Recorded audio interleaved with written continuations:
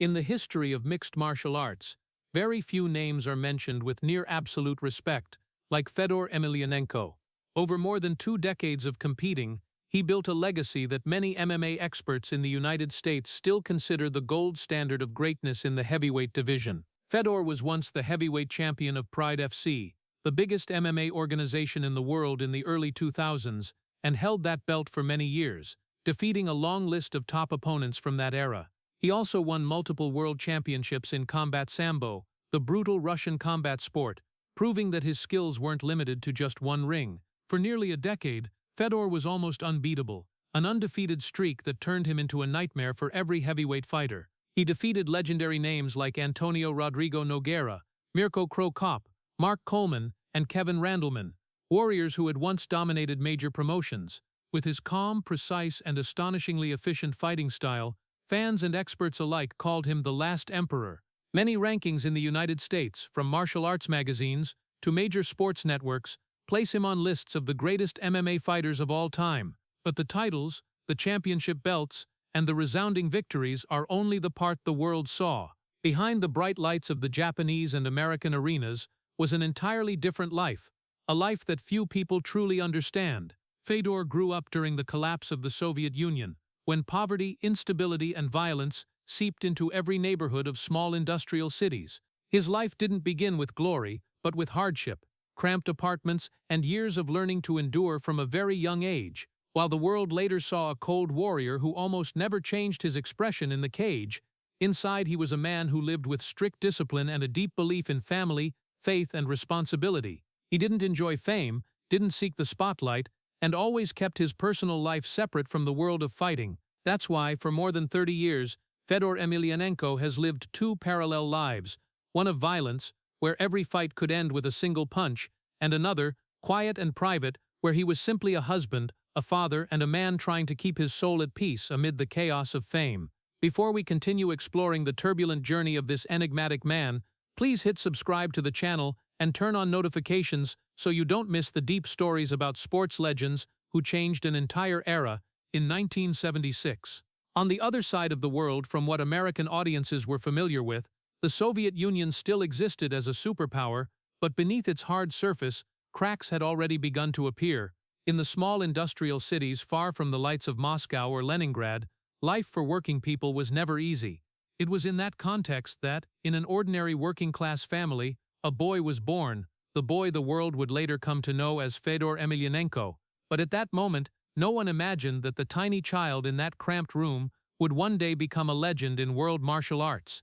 Fedor's family lived a simple and hard life, just like millions of other Soviet families. His father was a welder, a job that demanded strength and patience, often coming home with rough hands and clothes soaked in the smell of hot metal. His mother was a teacher, a gentle but tough woman who spent her days working at school and then continued caring for the family when she got home. They weren't wealthy, in fact they could be called poor.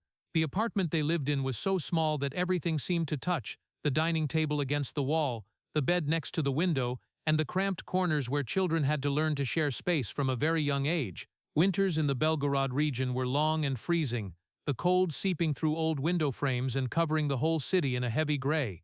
For many families, every day was a small battle with living expenses, with food, with the basic needs of life.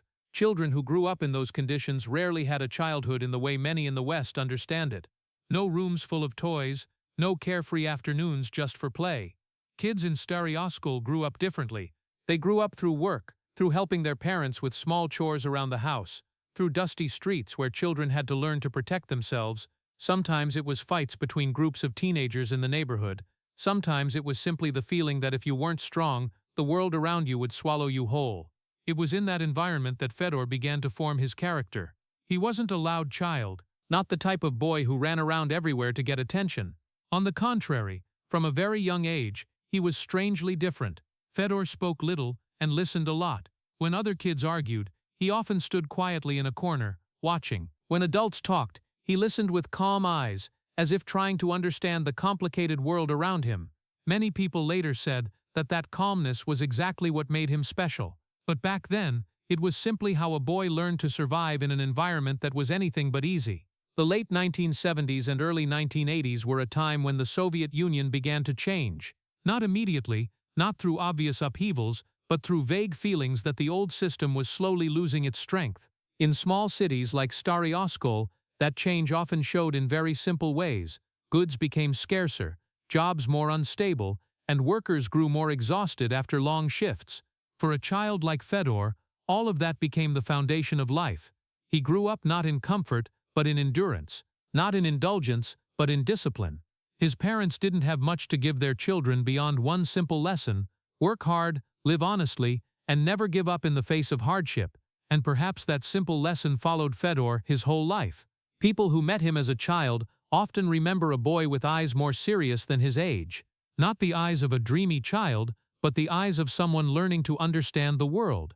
He didn't seek attention, nor did he try to prove he was stronger than others. But there was something in his silence that made people realize this boy carried a special kind of endurance inside him. In those poor neighborhoods where violence was sometimes just one insult away, that silence wasn't weakness. It was a way to survive. And many years later, when millions of viewers around the world watched Fedor Emelianenko step into the cage with a face so calm it was almost cold, very few understood that that calmness wasn't created by fame or victories. It was formed in the very early years of his life, in a cold Russian city, where a quiet boy learned that real strength sometimes isn't about speaking louder than others, but about enduring more than they can. The late 1980s passed in a heavy atmosphere that even children could feel. The Soviet Union, once seen as an unbreakable machine, began to shake from within. Factories in small industrial cities slowed down, workers' wages became unstable, and neighborhoods that were already poor grew even harsher. In Stary Oskol, where the boy Fedor Emelianenko grew up, that change wasn't discussed in political terms. People just saw that life got harder every year. Dusty streets, old concrete buildings, and empty playgrounds began to turn into places where many boys had to learn to survive earlier than their age. When a large system collapses, the first thing to disappear is often the sense of safety. And in many poor neighborhoods of Russia back then, boys grew up with one simple truth: if you weren't strong enough, the world around you would swallow you whole. For many teenagers of that generation, the future wasn't university or a stable career. It usually came down to two paths. One was gangs and crime, where the stronger ruled the streets and made a living through violence. The other was that same violence, but in a different form, inside martial arts gyms where young men sought to forge strength just to survive. In the early 1990s, when the Soviet Union officially collapsed, things became even more chaotic. The economy fell apart, unemployment spread, and many young people got swept into a spiral of dangerous choices. In that context, a quiet boy like Fedor could easily have drifted into the dark paths of the city. But sometimes life changes because of one small door that opens at just the right moment. For Fedor, that door was a simple martial arts gym located in an old sports building. It wasn't fancy, with no bright lights or modern equipment, just old mats, the smell of sweat, and the sound of bodies colliding during training. There the boy began learning judo and sambo, two martial arts that demand not only strength, but also discipline and self-control. But when he first stepped into the gym, Fedor wasn't thinking about titles, medals, or big fights. He just wanted to learn how to protect himself. In the world he was living in, that was already a necessary skill. The quiet boy often stood in a corner of the gym, observing before acting. No noise, no trying to show off. Others sometimes didn't notice him, but one person saw something different. That person was Coach Vladimir Voronov. He wasn't the type of coach who liked flowery speeches. He had spent his whole life in gyms and understood that real talent often doesn't come from the loudest ones. When he first saw Fedor, Voronov didn't see a future champion. He saw a boy with very calm eyes, the eyes of someone ready to endure more than others. In martial arts, that's a rare quality. Voronov started paying more attention to Fedor. The boy trained hard in a quiet way. When thrown down to the mat, he got right back up. When he lost a sparring session, he didn't complain. He just kept training, one movement at a time, one day at a time. There were training sessions that stretched for hours in the cold room, where windows fogged up from the young athlete's breath. Other kids sometimes quit or complained about being tired, but Fedor didn't. His silence wasn't shyness, it was absolute focus. Voronov gradually realized that this boy had something many talented athletes didn't: a rare will, an ability to endure without needing anyone to see it. Outside the gym, life was still far from easy. Fedor's family still struggled with the hardships of the post-Soviet era. The streets were still full of young men ready to pick fights over a wrong look, but now the quiet boy had a place to channel all his energy. The gym became a different world where rules were clear, where respect stood above senseless violence. There, Fedor learned that strength isn't about beating others on the street, but about controlling yourself.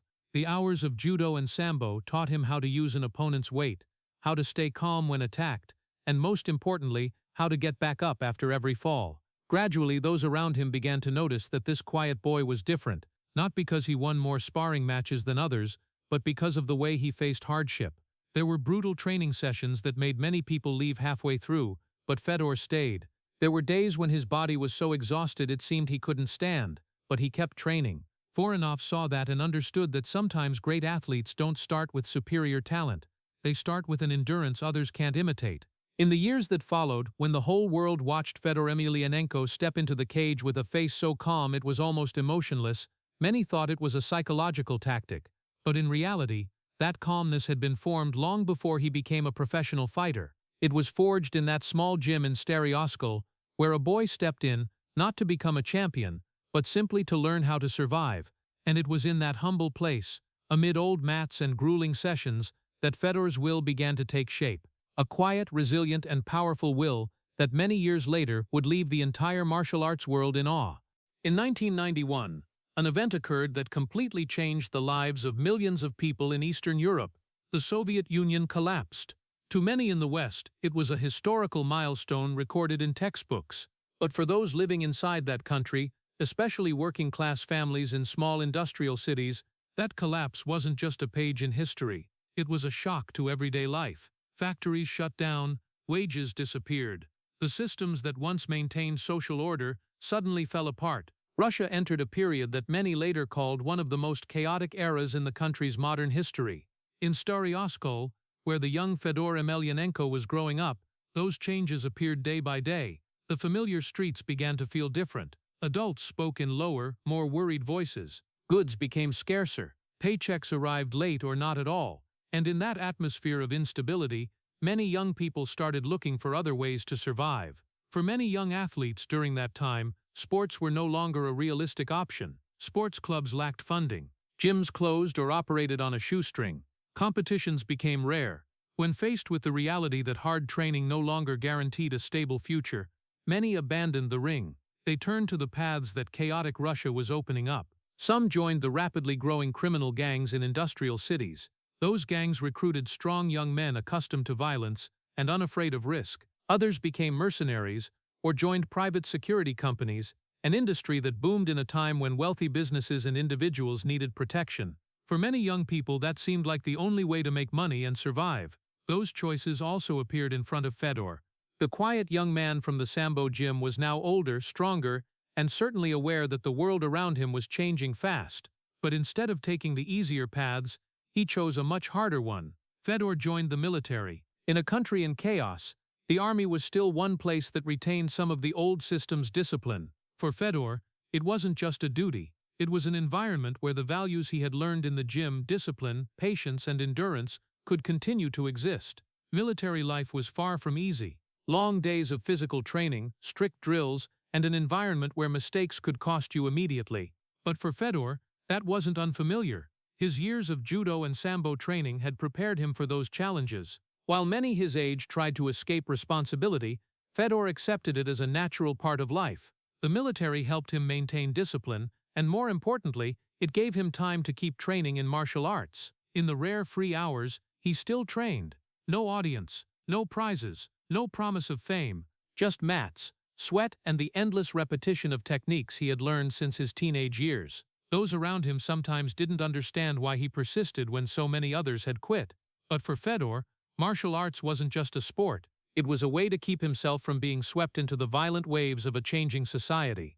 Outside, Russia was going through years that many later recalled with a mix of pain and nostalgia. Big cities saw the explosion of newly rich people, while old industrial areas continued struggling with unemployment and poverty. Stories of gangs, violence, and lost youth became common. But in that simple gym in Staroyskol, Fedor kept doing what he had done since he was a boy, training in silence. Coach Vladimir Voronov still watched him. He saw his student not only become stronger but also calmer. The country's hard years seemed not to make Fedor bitter. On the contrary, they made him more focused. Voronov understood that many talented athletes had vanished during this period, swept into easy but dangerous choices. But Fedor was different. He stuck to his path, even though that path promised nothing beyond exhausting training sessions and an uncertain future. Sometimes the biggest turning points in history aren't created by grand decisions, but by small choices repeated every day. The decision to keep training instead of quitting. The decision to hold on to discipline when the world around you is losing control. The decision to become the person you believe in, instead of the one circumstances force you to be. In the years when Russia seemed to be losing its way, Fedor Emelianenko clung tightly to the one thing he believed in: martial arts and discipline. Many years later, when American sports commentators tried to explain why this man could step into the most brutal fights with such a calm face, they often talked about talent, technique, or physical strength. But those who know the story better know that that calmness was forged in a time harder than any fight. When a country collapses around you and you still choose to hold your own path, you learn something no gym can teach: how to survive without losing yourself. And it was in those years, amid the chaos of post-Soviet Russia, that Fedor Emelianenko became the man the world would later call a legend. In the 1990s, while Russia was still reeling from the collapse of the Soviet Union, the young man Fedor Emelianenko's life gradually revolved around one thing: martial arts. To many people, sambo was just a sport, little known outside Russia's borders. But for those who grew up in the harsh martial arts environment of Eastern Europe, combat sambo was a true test, a form of fighting closest to real combat, where fighters not only threw opponents but could also use powerful strikes, dangerous chokes and locks, and techniques that could end a match in seconds. This wasn't a glamorous sport: no bright lights, no millions of TV viewers, and certainly no big prize money. But that's exactly why those who stepped onto the combat sambo mat were often real warriors. Those sambo tournaments back then took place in old gyms, sometimes with only a few hundred spectators, mostly friends, coaches, and other athletes.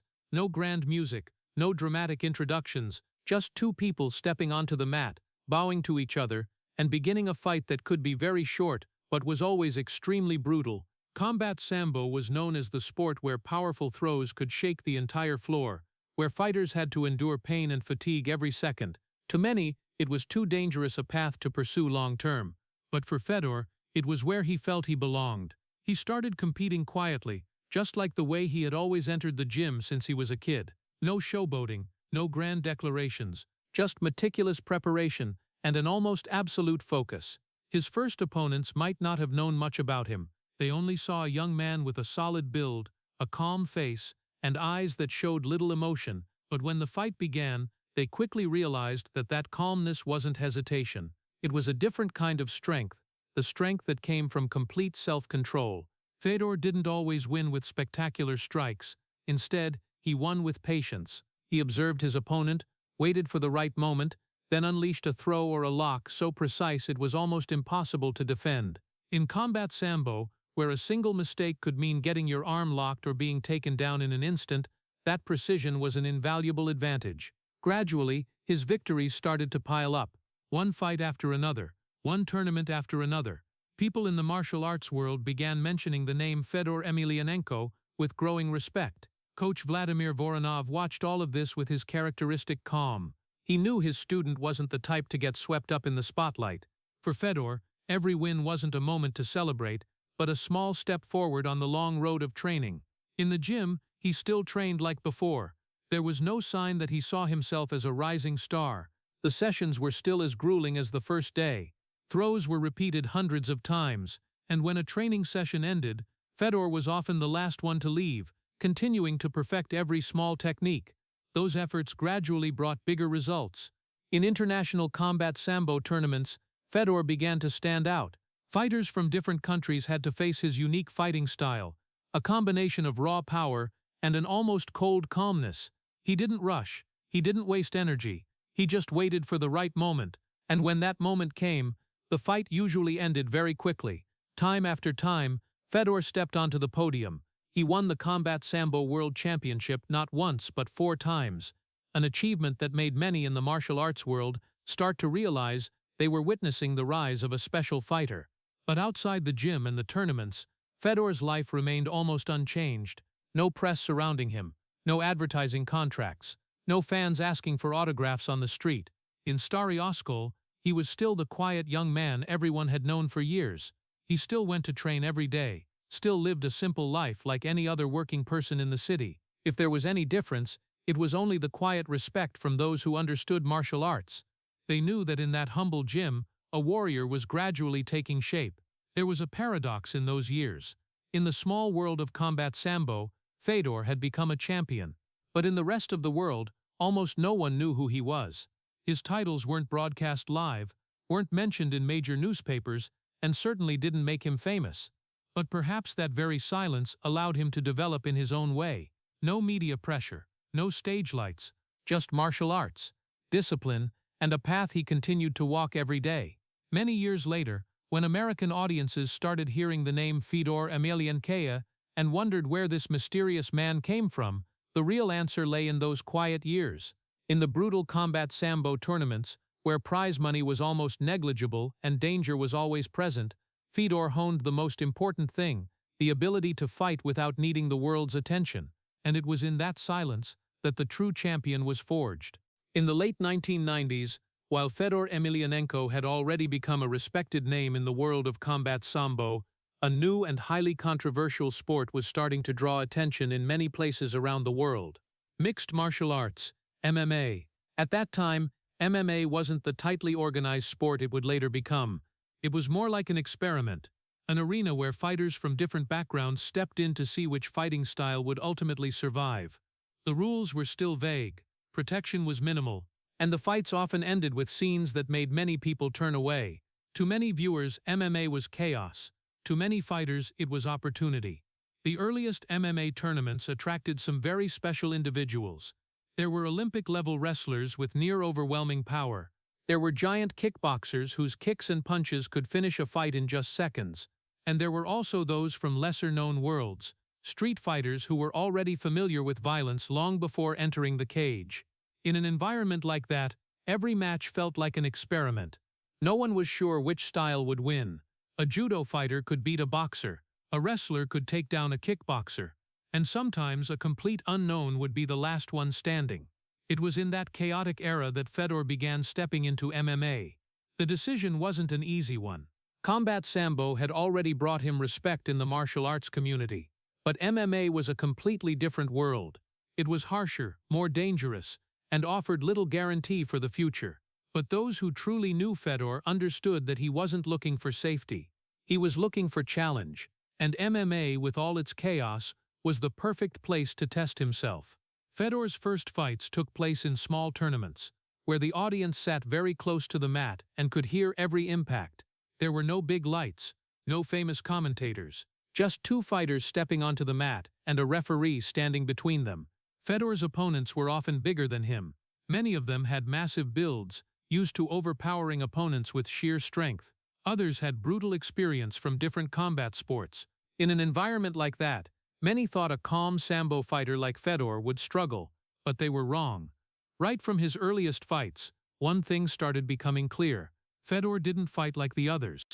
While many fighters entered the cage with aggression and threatening gestures, he walked in with an almost expressionless face. No taunting, no raised hands in challenge, just silence. For American audiences later on, that became an iconic image. But back then, many didn't understand what they were seeing, because that calmness wasn't indifference. It was a rare kind of focus. When the fight began, Fedor didn't rush in to attack. He moved carefully, observing his opponent, waiting for a mistake. And when that mistake appeared, even if only for a very brief moment, he reacted instantly. A powerful takedown to the mat, a precise flurry of punches, or a submission hold that forced the opponent to tap. The fights often ended much faster than people expected. What made Fedor different wasn't just technique. Many other fighters had good technique too. What made him special was his ability to stay calm in the most chaotic moments. When attacked, he didn't panic. When pushed into the cage corner, he didn't lose control. That calmness was like a rock standing firm in a rushing current. Opponents could be stronger, faster, or more aggressive, but very few could break his focus. People following the tournaments began to realize they were witnessing an unusual fighting style. Fedor wasn't the biggest fighter in his weight class. He wasn't the loudest either. But inside the cage, he had something many opponents didn't: the ability to control the pace of the fight. He made things happen his way, and when the fight ended, he usually left the cage with the same composure he had when he entered. His coach Vladimir Voronov, who had watched Fedor from the early days in the sambo gym, wasn't surprised at all. He knew that years of quiet training, the grueling combat sambo competitions, and the years living in post-Soviet Russia had forged that calmness. What the audience saw in the cage was really just the result of a long process. A process that started with a quiet boy in a small gym in Stary Oskol. And as Fedor continued competing in the rapidly growing world of MMA, more and more people started paying attention. They didn't just see a winning fighter. They saw something else: a rare combination of power, technique, and calmness. In a sport famous for its chaos, this man seemed to carry a strange serenity. A serenity that would later make the entire martial arts world remember his name. By the late 1990s and early 2000s, MMA began developing along two very different paths around the world. In America, the sport was still struggling to gain acceptance, but in Japan, it had become a phenomenon. Massive stadiums packed with fans, events broadcast live to millions of viewers, and at the center of it all was a legendary organization: Pride Fighting Championships. For MMA fighters of that era, Pride wasn't just a promotion, it was the biggest arena in the world, the place where the strongest fighters from every continent gathered to find out who was truly the strongest on the planet. Big names fought there, fights became legendary, and the lights of Pride shone so brightly that many said stepping onto their ring felt like stepping onto a movie set. It was right around that time that a fighter from Russia, almost unknown to international audiences, began stepping into this arena. That man was Fedor Emelianenko. When Fedor first appeared in Pride, he didn't bring the flash that many other fighters tried to show. No long introductions, no challenging gestures toward opponents, just a man walking onto the mat with a calm face and focused eyes. In an organization where many fighters tried to impress with showmanship, Fedor was almost a paradox. For Japanese audiences, Pride was a major cultural event. Fight nights often took place in huge stadiums like Saitama Super Arena, where tens of thousands sat around a square ring. Lights shone down, music played, and each fighter was introduced like a character in an epic action movie. Fighters walked out into the light and smoke, down long aisles amid the roar of the crowd. It was an atmosphere few sports could recreate. But when Fedor walked out on a night like that, the first thing the audience noticed was his silence. Not because the crowd was quiet, but because he himself made no sound, no smile, no words, no raised hands, just walking slowly toward the ring. In a world where many fighters built their image with taunts and dramatic gestures, Fedor's calmness made him stand out immediately. His first fight in Pride didn't draw much attention. His opponent might have been bigger, more famous, or more experienced. Many fans thought they were watching an unknown Russian fighter trying his luck on the big stage. But when the fight started, everything quickly changed. Fedor moved with the confidence of someone used to pressure. He wasn't overwhelmed by the lights, the crowd, or his opponent's reputation. He just did what he always did: observe, wait, then attack precisely. In just a few minutes, his opponent was down on the mat. The fight ended quickly. Japanese fans initially reacted with surprise. They didn't know much about this man, but they had just witnessed a victory too convincing to ignore. And then the next fight came. This time, the opponent was stronger, bigger, with a more aggressive fighting style. Many thought the fight would be tougher for Fedor, but once again, his calmness became the deciding factor. He absorbed the pressure, dodged powerful attacks, then countered with throws and precise punches, and once again, the fight ended with his opponent on the mat. Fight after fight, the story began to spread in Japan's MMA circles. There was a quiet Russian fighter beating bigger and more famous opponents. He didn't talk much, he didn't boast, but he won. Time after time, Japanese audiences had a special respect for warriors who showed discipline and humility, and they began to see those qualities in Fedor. In a sport full of strong personalities and sometimes loud showmanship, this Russian man fought like a classic warrior. No flash, no arrogance, just focus on the task at hand. Gradually, a nickname started appearing in Pride programs and martial arts magazines. Japanese fans called him the Last Emperor. The name didn't just mean strength, it meant majesty. It meant a man who entered battle with the calm of a king, who didn't need to prove his power with words. That nickname quickly became part of the legend forming around him. Every time Fedor stepped onto the mat, the announcer would introduce him with that name, and every time the crowd waited to see if this quiet man could continue his winning streak. What made Japanese fans love Fedor wasn't just the wins. It was the way he left the mat after each fight. No excessive celebration, no dancing, no taunting opponents. He bowed to the audience, shook hands with his opponent if possible, then walked away with the same calm he had when he entered. In a sport often defined by chaos, Fedor brought something very different: stillness. And that very stillness made him more intimidating than any taunt. His opponents knew they weren't just facing a strong fighter. They were facing a man unaffected by pressure, by lights, or by fame. Those nights in Pride FC gradually turned Fedor from an unknown fighter into a phenomenon. But strangely, he himself seemed unchanged. No matter how big the crowds grew, no matter how much his fame increased, he kept the same familiar silence, as if everything happening in the ring was just a small part of his life. And while Japanese fans began to honor him as a legend in the making, Fedor Emelianenko still stepped into every fight with the same calm face, as if he wasn't fighting to become an icon. He was just fighting because it was the path he had chosen long before the world knew his name. By the late 1990s and early 2000s, after his first wins in Pride Fighting Championships, the name Fedor Emelianenko started getting mentioned more often in the martial arts world. But there was still one question many people were asking. Was this quiet man from Russia truly the strongest heavyweight, or was he just a temporary phenomenon in a highly unpredictable promotion?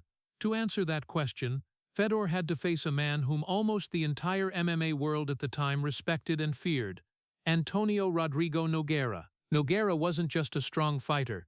He was a living legend of Brazilian Jiu-Jitsu.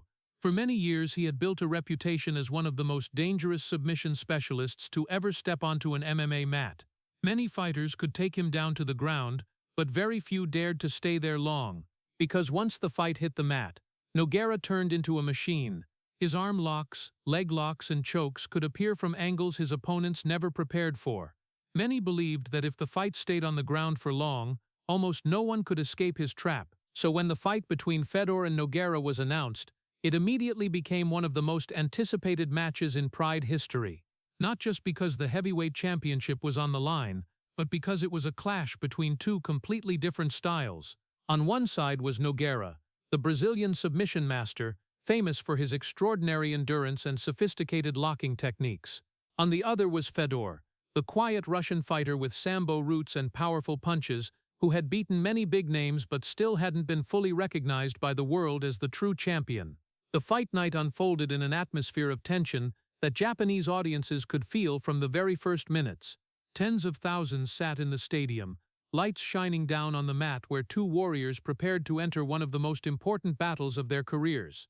When Nogueira walked out, the crowd greeted him like a familiar king. He had won many big fights in Pride and was seen as the face of the heavyweight division. But when Fedor appeared, his characteristic silence once again drew attention. He walked with the same calm face the audience had come to know. No sign of nervousness, no showboating, just a man entering battle as if it were a natural part of life. Meanwhile, many believed that if the fight went long on the ground, Nogueira would gain the advantage, and in MMA everything could change in just one moment. When the bell rang to start the fight, it quickly showed that many predictions might be wrong. Fedor didn't enter with excessive caution. He attacked right from the beginning, with powerful punches and speed that forced Nogueira to back up. Fedor's punches weren't wild attacks. They were precise and relentless, forcing Nogueira to try pulling the fight to the ground where he believed he could take control. But when the fight hit the mat, something unexpected happened. Instead of getting trapped in Nogueira's submission world, Fedor dominated even in that position. He controlled the distance, avoided dangerous locks, and kept landing powerful ground-and-pound strikes from above. Each hit echoed through the stadium like a hammer. The audience began to realize they were witnessing something special. Nogueira, famous for his almost superhuman endurance, still tried to find openings. He twisted, searched for angles to lock arms, tried to pull Fedor into familiar positions, but every time Fedor escaped with astonishing calm. No panic, no rushing, just precise movements, as if he had prepared for every scenario in advance. Round after round, the battle continued in the same rhythm. Fedor dominated with power and control. Nogueira kept searching for chances with his submission technique, but gradually, The audience understood they were watching a new champion taking shape right before their eyes. When the fight ended, and the referee raised Fedor's hand, the entire stadium seemed to explode, not because of a spectacular knockout, not because of a surprise finish, but because they had just witnessed something rare in MMA, a fighter defeating a submission legend in the very area where he was strongest. That moment marked a turning point in MMA history. From a fighter known mostly in martial arts circles, Fedor Emelianenko had now become the Pride heavyweight champion. But more importantly, he had proven to the whole world that his calmness, discipline, and technique could overcome even the greatest legends. The Japanese audience stood and applauded. Many had followed Pride from the early days, watching champions come and go. But that night, they knew a new chapter had begun. A new champion had arrived. And as always, the man at the center of it all didn't celebrate excessively. Fedor Emelianenko simply gave a small bow, shook hands with his opponent, then left the mat with the same calm face. But from that moment on, the name "The Last Emperor" was no longer just a nickname. It had become a legend. After that landmark victory over Antonio Rodrigo Nogueira, the MMA world began to understand that a new era had begun. From that moment, Fedor Emelianenko was no longer just a talented fighter from Russia. He became the center of the heavyweight division in Pride Fighting Championships, and gradually in the entire MMA world. But what made his reign different wasn't just the number of wins, it was the way he won. For nearly a decade after that, something strange happened in MMA. Heavyweight fighters came and went, new stars appeared and disappeared, but Fedor remained at the top. Year after year, fight after fight, he stepped into the cage with the same calm face, and almost every time, he walked out with a victory. The list of those he defeated gradually became a golden record of MMA heavyweights, names that any fan would know, warriors who had once terrified the entire world, and one by one, each of them stepped onto the mat, hoping they would be the first to break the legend of the Last Emperor. One of the most memorable fights came against Mirko Cro Cop, the Croatian fighter famous for his left kicks described by a legendary phrase, "right leg hospital, left leg cemetery." For many fighters, just standing across from Cro Cop was already a psychological challenge. But when the fight began, the audience saw something familiar. Fedor showed no fear. He moved forward, calmly absorbing the dangerous kicks, then closed the distance to neutralize his opponent's advantage. After 3 brutal rounds, the win went to Fedor. Once again, the quiet man proved that his calmness could defeat even the most terrifying fighters. Then came the fight with Mark Coleman, one of the strongest wrestlers to ever step into MMA and also a former UFC champion. Coleman was known for his near-overwhelming physical power, a man who could take opponents down and crush them with classic wrestling. But when facing Fedor, everything followed the familiar script. Fedor stayed calm, escaped the takedown attempts, then countered with locks that forced Coleman to submit. And then there was the fight that many MMA fans still mention as one of the most spectacular moments in history, the clash with Kevin Randleman. In that fight, Randleman executed a massive suplex, lifting Fedor high into the air and slamming him to the mat with such force that the entire stadium seemed to hold its breath. In that moment, many thought the fight was over. But Fedor got back up. No panic, no anger. Just seconds later, he locked Randleman's arm in a perfect kimura and forced him to submit. Victories like these continued one after another, fight after fight. Opponents fell in turn, not always by knockout, not always by submission, but almost every time, Fedor found a way to win. What worried other fighters wasn't just his technique, it was the terrifying calmness he brought into the cage. While many fighters built their image with trash talk and extravagant celebrations, Fedor did the opposite. After every win, he didn't run around the mat. He didn't raise his hands and yell to the crowd. He didn't mock his opponent. He simply bowed. A short, respectful bow to the audience, to his opponent, and to the sport he loved. That very silence is what made his reign extraordinary. For nearly 10 years, Fedor Emelianenko went undefeated in professional MMA against top-level opponents.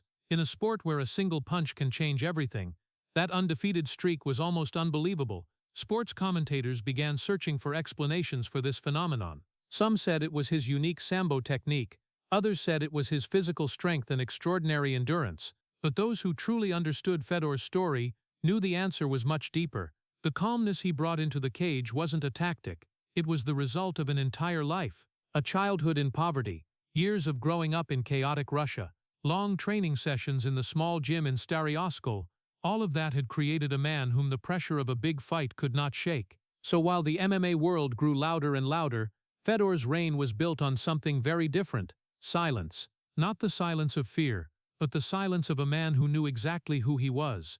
And for nearly 10 years that silence stood firm at the top of the planet's most brutal sport. For nearly a decade, when people talked about the heavyweight division in MMA, the name Fedor Emelianenko had become almost an obsession for many fighters. In the cage, he was the embodiment of something cold and unpredictable, a man who entered battle with an expressionless face, absorbed terrifying strikes without panic, then ended fights with punches or locks so precise they were frightening. Opponents saw a nightmare in him.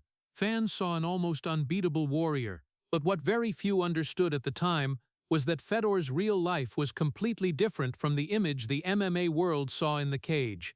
Because when he left the bright lights of Pride Fighting Championships, he didn't live like a sports star. No lavish parties, no long television interviews, no boasting about victories. Instead, Fedor returned to a very simple life back home in Russia. There, he wasn't the last emperor. He was just an ordinary man, a husband, a father and a son from a working-class family. Those close to Fedor often said there were two completely different worlds in his life. One world existed in the cage, where he faced the strongest fighters on the planet, and another world existed in the quiet of family life. After every long trip to fight in Japan, he came home, where there were no stage lights or roaring crowds. There was his wife, his children, and a simple life not much different from that of his neighbors around him. Fedor rarely spoke much about his personal life to the media, but those who knew him understood that religious faith played an important role in his life. Before every big fight, when the audience and cameras focused on dramatic introductions, Fedor often stood alone in the locker room. He bowed his head, made the sign of the cross and prayed, not to ask for victory, but to keep his mind calm and to remember that everything in the world, even fame, was only temporary. In a sport where many fighters tried to build their image with trash talk, Fedor went in the completely opposite direction. He stayed away from media controversies, he didn't like bad-mouthing opponents before fights, and after a win, he didn't seek attention. That confused many in the Western media. They were used to fighters willing to say anything for attention, but Fedor seemed to care nothing about becoming an entertainment figure. Instead, he focused on simpler things: family, faith, and daily training. People who visited his gym in Russia often said the atmosphere there was very different from the flashy gyms in America or Japan. No loud music, no walls covered in advertising posters, just old mats, serious training sessions, and a man leading by his own silence. Sometimes young fans came to meet Fedor, expecting to see a ferocious warrior like the one in the cage, but they usually met a completely different person. A man who spoke softly, rarely raised his voice, and often spent more time listening than talking. That contrast surprised many. How could one person be both the most feared fighter in MMA and such a quiet, humble human being? The answer lay in how Fedor viewed martial arts. For him, fighting wasn't a way to prove his superiority. It was a profession, a responsibility, a challenge he had to face with seriousness and discipline. But when the fight ended, he left all of that behind. He didn't bring the aggression of the cage into his family life. That's why many later said that Fedor Emelianenko lived two lives. One life that the whole world saw, the life of an almost invincible warrior. And another life lived in the quiet of family and faith, where he was just an ordinary man trying to live according to the values he believed in. That was the greatest paradox of the last emperor. The man his opponents feared most in the cage was the one who stayed farthest from the noise of fame outside it. And perhaps that very balance is what helped him maintain his astonishing calmness throughout his undefeated reign. Because when a person knows their life isn't defined only by fights, they step into battle with a completely different mindset. A mindset not ruled by fear or arrogance, just focus and silence. For the MMA world, Fedor Emelianenko was an almost unbeatable warrior. But for those closest to him, Fedor's life wasn't measured only by fights and titles. It was measured by difficult choices, months away from home, and silent sacrifices that few outside the family could see. From very early in his life, Fedor built a relatively private family life. He married Oksana Emelianenko, the woman who stood by his side from the years before the world knew the name the last emperor. They met when Fedor was still a young man, with no fame, no money, just a tough road ahead, the road of professional martial arts. In those early years, their life was far from easy. Martial arts wasn't a stable career, especially in post-Soviet Russia, where many athletes struggled to make a living from small tournaments. But Oksana was there with him during that fragile time.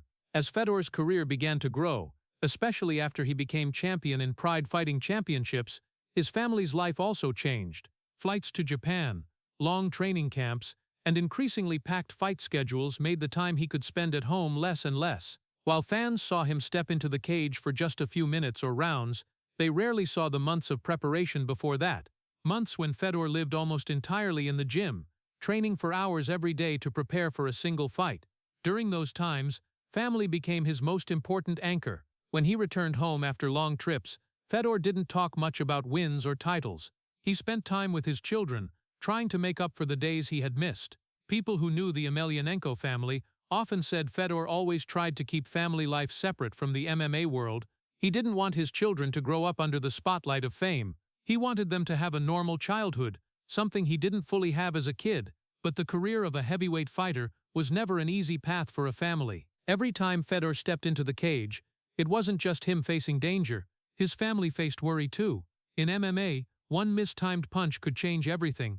Loved ones were often the ones who understood that better than anyone. They watched fights with heavy hearts, knowing the man they loved was entering a real battle. Beyond the pressure of competing, training demanded huge sacrifices. Fedor's training camps were famously brutal, hours of grappling, boxing, conditioning, and tactics repeated every day. It was a life almost completely isolated from the outside world. During that time, the family had to accept that they would only see him in short bursts. Fedor's religious faith also played an important role in keeping his family strong. As a Russian Orthodox believer, he often said faith helped him maintain balance between his career and personal life. Before every big fight, he prayed. But those prayers weren't just for himself. They were also for his family, the ones who shared both his victories and the hardships of life with him. Perhaps the least recognized part of Fedor's story is that his career wasn't just the story of one man, it was the story of an entire family. Every win in the cage was built on sacrifices made outside it, months away from home, evenings when his wife and children watched fights on television with heavy hearts, moments when they had to accept that their life was always tied to a dangerous sport. But those very sacrifices also created the strength of the Emelianenko family. While many fighters got caught up in the glamour of fame, Fedor always had a place to return to, a place with no roaring crowds, no stage lights, just people who loved him for who he truly was. And perhaps that is the deepest secret of the reign he built. In the cage, Fedor was an almost unbeatable warrior, but outside the cage he was a man held steady by family, by faith and by values he would never trade, no matter how great the fame became. For nearly a decade, the name Fedor Emelianenko seemed to stand outside the normal rules of MMA. In a sport where even one small mistake could lead to defeat, he went year after year without losing a major fight against top opponents. For many fans, that made him almost a living legend, an unbeatable warrior, a man other fighters faced with a mix of respect and fear. But even the greatest dynasties in sports can't last forever. And in 2010, the MMA world witnessed a moment very few ever thought would happen. Fedor's opponent in that fight was Fabricio Werdum, a Brazilian fighter famous for his extremely dangerous Brazilian jiu-jitsu technique. Werdum wasn't a weak opponent. He was one of the top submission experts, having forced many fighters to tap with intricate locks. But before the fight, most fans still believed Fedor would find a way to win. He had beaten so many scary opponents in the past, and many thought this time would be no different. The fight started at a fast pace right from the beginning. Fedor attacked aggressively, throwing his familiar punches that forced Werdum to back up.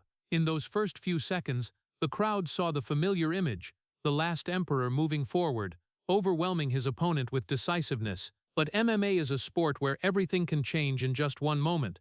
When Werdum went down to the mat, Fedor followed to continue the attack, a reflex he had performed hundreds of times in his career.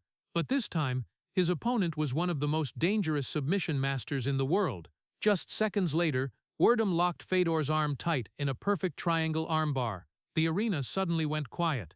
In the years before, fans had grown used to seeing Fedor escape from dangerous situations. But this time, the lock was too tight. After a brief but heavy moment, Fedor was forced to tap. When the referee stopped the fight, the entire MMA world was stunned. The legendary undefeated streak had ended. The man once considered the greatest heavyweight fighter in the world had finally lost. The media reacted quickly. Headlines appeared across sports pages. An era has ended. The legend has fallen. And the most repeated phrase was, "The emperor has fallen." But what surprised many wasn't just the fight's result. It was Fedor's reaction afterward. No anger, no excuses, no blame. He stood up, shook his opponent's hand, and left the cage with the same calmness he had always carried throughout his career. However, that loss wasn't the only stopping point. The following fights became tougher. In 2011, Fedor faced Antonio Silva, often called Bigfoot Silva, a giant fighter with astonishing power. The fight turned into a brutal war where Silva used his size and strength to control the action. After 2 violent rounds, the fight was stopped when doctors decided Fedor could not continue due to injury. Less than a year later, Fedor stepped into the cage again with Dan Henderson, a former champion with rich fighting experience. The fight was fast and fierce. In an exchange of strikes, Henderson landed the decisive punch that dropped Fedor. In just seconds, the fight was over. Another loss added to the record of the once undefeated man. For many fans, it was a shock. They had grown so used to seeing Fedor at the top for so long, and now they had to face a truth every athlete eventually confronts: time. In MMA, a new generation always emerges. Younger fighters, faster, and sometimes that's something no one can escape.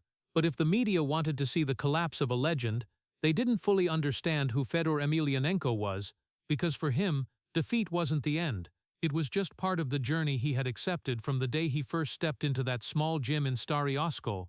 And when the audience watched him leave the cage after those first losses in many years, they still saw the familiar sight: no despair, no bitterness, just a slight bow of the head like he had done after every victory. Because for Fedor, fame could come and go. But the character of a warrior is never measured by never having fallen. It's measured by how he stands back up after he has fallen. After those first defeats in many years, many people believed that Fedor Emelianenko's story had come to an end. In MMA, that often happens very quickly. A legend dominates for years, then just a few losses are enough for the whole world to declare his era over. Sports media began asking the familiar questions. Should Fedor retire? Does his body still have enough left to keep facing younger, faster, and stronger fighters? But for Fedor, that question was never so simple. Throughout his life, he didn't step into martial arts to become an icon. He stepped into martial arts because it was the path he had chosen since he was a boy in the small gym in Stary Oskol. And paths like that rarely end on the schedule the outside world expects. As time passed, age began to show clearly. Fights no longer happened with the same speed as before. Recovery time after each battle grew longer. Small injuries took many more days to heal. That is something every athlete must face, especially in a brutal sport like MMA. But even so, Fedor kept stepping into the cage. A new chapter in his career opened when he joined Bellator MMA, one of the major MMA organizations in the world at that time. For many fans, seeing Fedor compete in Bellator felt like watching a legend enter the final chapter of his career. No longer the undefeated years of pride, but still a warrior ready to face challenges. In this phase, every one of Fedor's fights carried a different meaning. He no longer had to prove he was the strongest heavyweight in the world, something he had already done for many years before. Instead, each time he stepped into the cage felt like a confrontation with time itself, an affirmation that the fighting spirit was still there, even when the body was no longer young. One of his most memorable wins in this period came against Frank Mir, the former UFC champion famous for his dangerous submission locks. Many thought this would be a tough fight for Fedor, because Mir was an experienced and still very dangerous opponent. But when the fight began, the audience saw the familiar image. In just a few seconds, Fedor unleashed powerful punches that dropped Mir to the mat. The fight ended quickly. Another win added to his long career. Then came the fight with Chael Sonnen, one of the most famous personalities in MMA, because of his provocative pre-fight trash talk. Sonnen had long been known for using words to create psychological pressure on opponents. But for Fedor, those taunts seemed to mean nothing. As always, he stepped into the fight with a calm face, and when the fight ended, he once again stood victorious. Those late career wins may not have carried the same historical weight as his fights during his prime. But for many fans, they had a different kind of beauty. They showed that a true warrior doesn't only exist in his most glorious time. He exists even when time begins to take away speed, strength, and youth. In the final years of his career, fans began to look at Fedor differently, not just as the last emperor, the undefeated champion of an era, but also as a man fighting against something no one can defeat: time.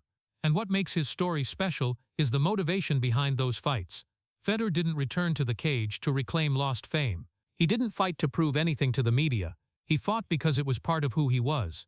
A warrior doesn't always fight for glory. Sometimes he fights simply because it's the only thing his heart knows how to do. And even as age began to set its limits, Fedor Emelianenko still stepped into the cage with the same familiar calmness as a man who had accepted everything life brought him. In 2023, when Fedor Emelianenko stepped into the arena for the final fight of his career, the atmosphere in the venue was unlike any other MMA event. This wasn't just a fight. This was the moment an entire era of the sport was about to close. For many years, fans had grown accustomed to seeing Fedor walk into the cage with his calm face, as if every battle was just a natural part of life. But this time, everyone knew it would be the last time they witnessed that sight. The event took place under the lights of Bellator MMA, where Fedor had spent the final years of his career. The stands were packed, not just for a fight. They came to witness history. Many of them had followed Fedor from his glorious days in Pride Fighting Championships, when he dominated the heavyweight division and left the entire MMA world in awe. Others were younger fans who grew up hearing about the legend, the Last Emperor. And now, all of them were there together, witnessing the final chapter of the story. Before the fight began, a rare scene unfolded around the cage. MMA legends, fighters who had competed in the same era as Fedor or followed his career, stood around to honor him. Former champions, warriors who had made history in the sport. In a sport full of competition and strong egos, that moment carried special meaning. It was like a salute from one generation of fighters to the man who had represented them for so many years. When it was time to enter the cage, Fedor walked down the familiar aisle with slow, steady steps. No showboating, no dramatic gestures, just a man walking amid the applause of thousands of fans. For those who had followed him throughout his career, the sight felt both familiar and heavy, because they knew they were seeing the last time of a ritual that had repeated for more than 2 decades. Fedor's face remained as calm as ever, that had almost become his trademark. Through hundreds of fights and thousands of hours of training, he rarely showed strong emotion before a match. And that night was no different. But if you looked closely, many could sense that this moment was different from every fight before it. Not because of the opponent, not because of a title, but because of what it meant. The fight took place, but for many fans, the result no longer seemed as important as before. What mattered was witnessing the man who had given more than 20 years to the sport step into the cage one last time. Every movement, every punch, every moment in the fight carried the feeling that this was the final chapter of a long story. When the fight ended, and Fedor stood in the center of the cage, the audience in the arena rose to their feet and applauded. It wasn't applause for a simple win. It was respect for a life dedicated to MMA. The legends around the cage stepped in, hugged him, shook his hand, and shared a moment they all knew would be remembered long after. Fedor didn't say much. He had never been one for long speeches. But just by watching the way he bowed to the audience, people could understand that he knew he had just stepped out of the most important chapter of his life. In the world of sports, very few athletes get the chance to close their career in such a way, surrounded by former opponents, colleagues, and friends, all standing there to say goodbye. For Fedor Emelianenko, that moment didn't just mark the end of a career, it marked the end of an era when MMA was still wild and unshaped, an era when a quiet fighter from Russia could step onto the biggest stage in the world and change the way the sport viewed the heavyweight division. And as Fedor left the cage that night, with his slow walk and familiar calm face, everyone in the arena understood they had just witnessed something rare in sports. The moment a true legend closed his journey. No noise, no drama, just a bow like the way he had done throughout his entire career. When the final fight ended and the arena lights slowly dimmed, Fedor Emelianenko's story did not close with the noise of a sports superstar. There was no grand announcement, no dramatic headlines, because from the beginning, Fedor's life was never built on noise. Over more than 2 decades of competing, he was never the type of fighter the media usually loved. He didn't stand in front of cameras to taunt opponents. He didn't build his image with controversial statements. And he didn't turn every fight into an entertainment spectacle. In a sport increasingly dependent on media, Fedor remained true to himself, a quiet man who stepped into battle, did his job, and walked away. For many MMA fans in the United States, the familiar image of a fighter often came with trash talk, tense press conferences, and pre-fight provocations. But Fedor stood almost entirely outside of that. Throughout his career, he rarely badmouthed opponents. He didn't try to turn his victories into media stories. And when a fight ended, he often simply bowed to the audience, a simple gesture that carried more meaning than any words. That very silence became an important part of his legacy. In a sport where egos are often amplified, Fedor chose a completely different path. He let his skill and actions speak for themselves. Those who fought him often said the scariest thing about Fedor wasn't his strength or technique, it was his absolute calmness. When he stepped into the cage, he didn't bring anger or hostility. He brought focus, and a sense that the fight was just a task to complete. Looking back at Fedor's entire career, people can see that his legacy isn't just in the wins. Of course, his record is something any fighter must respect. More than a decade undefeated against the world's strongest opponents. Victories over legends like Antonio Rodrigo Nogueira, Mirko Cro Cop, and many other champions. Moments that made the entire MMA world stand and applaud. But if you only look at those numbers, you miss the most important part of his story. Because what made Fedor a legend wasn't just how he fought, it was how he lived. While fame and money changed many athletes, Fedor kept his simple life. He stayed close to his family, held on to his religious faith, and continued to avoid unnecessary media spotlights. For him, fame wasn't the goal. It was just something that happened on the path he had chosen long before the world knew his name. People who met Fedor outside the cage often said the difference between him and many other sports stars was obvious. No entourage following behind, no flashy gestures, just a man who spoke softly, often spending more time listening than talking. That surprised many, especially after they had just seen the same man fight in a brutal battle. But for Fedor, those two worlds always existed side by side. In the cage, he was one of the most terrifying warriors MMA has ever seen. Outside the cage, he was an ordinary man trying to live by the principles he believed in. And perhaps that very balance is what allowed him to last so long in such a brutal sport. Today, as new generations of fighters continue entering MMA, with different styles and personalities, Fedor Emelianenko's story is still remembered as a special standard. Not because he was the loudest, not because he was the most famous on social media, but because he represented something rare, a warrior who could stand at the top of the world's most brutal sport and still remain true to himself. And when people look back at MMA history many years from now, they may remember many champions, many big fights, many dramatic moments, but Fedor Emelianenko's story will always hold a unique place, not because he said anything grand, but because he proved one simple thing: some legends become great because they dominated the world. Fedor Emelianenko became great because he never let the world change who he was. Looking back at the entire story of Fedor Emelianenko, people don't just see a great MMA champion, they also see a life filled with quiet sorrow that leaves listeners heartbroken. He grew up in a small, poor apartment in Stary Oskol after the collapse of the Soviet Union, in a society where many young men had only two paths, violence or crime. But instead of being swept into that vortex, Fedor chose the sambo gym and military discipline to keep himself from going astray.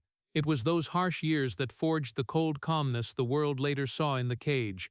When he defeated legends like Antonio Rodrigo Nogueira and Mirko Cro Cop and maintained an undefeated streak for nearly a decade, fans only saw the victories. But the story shows that behind it all was a man who was often away from his family, training brutally, and quietly praying before every fight. When he lost to Fabricio Werdum in 2010, the media declared the emperor has fallen.